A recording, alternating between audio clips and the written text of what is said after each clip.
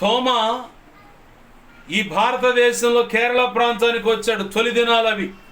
భారతదేశానికి తోమా అనే భక్తుడు అంటే క్రీస్తు ప్రభువారిని ఆయన గాయాలలో వేళ్ళు పెట్టి ఆయన పక్కపు ఈట పొడిశారు కదా, అక్కడ కూడా నా చెయ్యి పెట్టి అవి తడిమి చూస్తేనే నేను నమ్ముతాను నిజముగా యేసు ప్రభువారు తిరిగి లేచి మన మధ్యకు వచ్చాడని అన్నటువంటి ఆ భక్తుడినే ప్రభు ఏం చేశాడంటే భారతదేశానికి పంపించాడు. అందుకే భారతదేశంలో ఉన్న క్రైస్తవుల్లో చాలామంది గమనించింది, బైబిల్ పండితులు చెప్పుకొచ్చిన మాట ఏంటంటే పుట్టెడు అనుమానాలు అన్నమాట.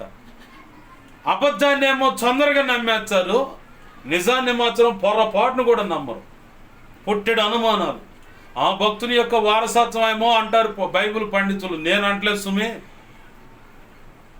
అయితే ఆ భక్తుడు ఈ భారతదేశంలోకి కేరళ ప్రాంతంలోకి వచ్చినప్పుడు తనున్న ఆ సమయంలో ఒక రాజు పరిపాలన చేస్తున్నాడు ఆ కేరళ ప్రాంతాన్ని. తనకు ఖచ్చితంగా రాజులు అనే వాళ్ళకి భవంతిలు కట్టించుకోవాలని, ఆ రాజు పేరిట కట్టిన భవంతి ఎంత సుందరంగా ఉందో చూడండి అని చుట్టూ ఉన్న ఆస్థానాలు అంటే మిగతా రాజ్యాలు కూడా చెప్పుకోవాలి గొప్పగా. తొడుక్కునే వస్త్రమైన, కిరీటమైన, సింహాసనమైన, రాజభవనం అంటే ఆయన కూర్చునే ఆవరణమైన, లేదంటే రాజుగారు కోట అయినా గొప్పగా ఉండాలి, అందరికంటే ఉన్నతంగా ఉండాలి. ఆ పిచ్చి ఉంటుంది ఖచ్చితంగా రాజులకి. ఇంకొకటి ఏంటంటే తన గురించి తనను పొగడాల. పొగిడేవాడు ఖచ్చితంగా జీతాలు ఇచ్చి మరి పెట్టుకుంటారు. ఈ పరిస్థితులు ఉంటాయి. అయితే ఈ రాజుకి తన పేరిట మంచి భవంతి కట్టించుకోవాలని ఒక ఆశ కలిగి ఉంది. పని వాళ్ళు ఎవరున్నారా ఏంటని చెప్పని అడిగి చూస్తూ ఉంటే ఈ తోమా గురించి చెప్పబడ్డారు. తోమా గురించి ఆ రాజు ముందు చెప్పబడ్డాడు. అయితే అతను పిలవండి అని చెప్పంటే వచ్చాడు.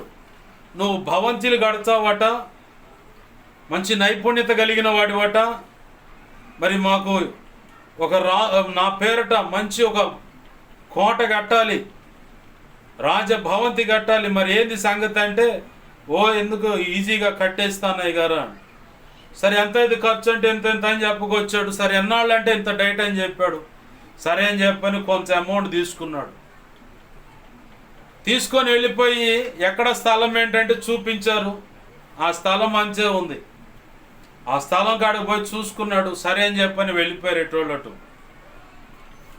రాజుగారి దగ్గర నుంచి అమౌంట్ తీసుకొని ఆ అమౌంట్ని దేవుని మాటలు ప్రకటించడానికి తీసుకొని వెళ్ళిపోయి సువార్త పరిచయం చేస్తూ ఉన్నాడు. రాజుగారికి డౌట్ వచ్చింది, ఎక్కడరా భవంతి కట్టేది ఏందని చెప్పని ఎత్తుకులాడుకుంటున్నాడు.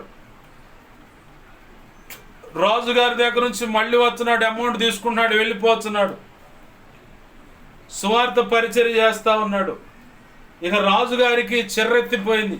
ఒక సమయం వచ్చింది, రే మంచి పనోడు అని పట్టకొచ్చినోడు ఎవడురా అంటే రాజుగారికి స్వయాన తమ్ముడే, తోడబుట్టినవాడు అన్నమాట. వాడిని పట్టరాండిరా అని చెప్పంటే వెతుకులాడుతూ ఉన్నారు. రాజుగారేమో ఈ పని ఒప్పుకున్నవాడు ఎక్కడుండ అని చెప్పని ఎతుకుతున్నారు. ఆతృతగా దడదడగా పడుకున్నాడు. రాత్రి వేళ తెల్లారితే అతనన్న పట్టకెళ్ళాలి, నన్నన్న పట్టకపోతారు. ఏంటయ్యా భగవంతుడా ఈ పరిస్థితి నుంచి ఎట్లా బయటపడాలని చెప్పని ఆలోచిస్తా పడుకున్నాడు.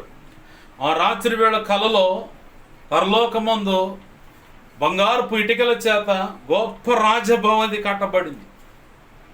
కలలో చూస్తూ ఉన్నాడు. చూశాడు అంతా. ఆ రాజభవంతిలో రాజుగారు, రాణిగారు ఉన్నారు.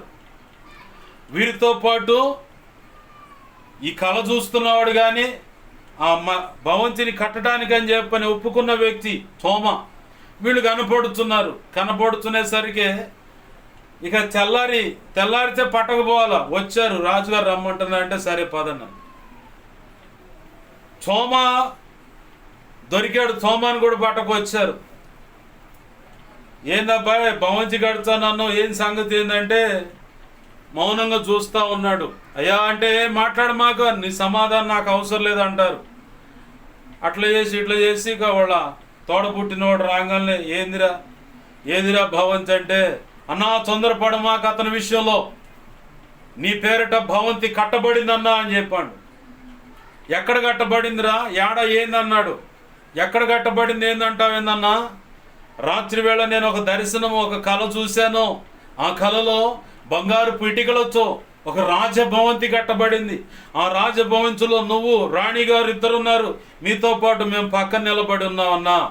అసలు అది కన్నులకు కూడా పట్టజాలనంత గొప్ప అసలు చాలా గొప్ప భవంతి అన్న. ఇక ప్రపంచంలో ఎక్కడా లేదన్న అంత గొప్ప సౌందర్యమైనటువంటి ఆ భవంతి. అది మీకోసం కట్టబడింది. దాంట్లో నువ్వు, నీ రాణిగారు ఉన్నారు, పక్కన మేము కూడా ఉన్నాం. ఇది పరిస్థితి అని చెప్పని, నిజమా అంటే నిజము అని చెప్పంటే అప్పుడు తోమాను పక్కకు పంపించారు.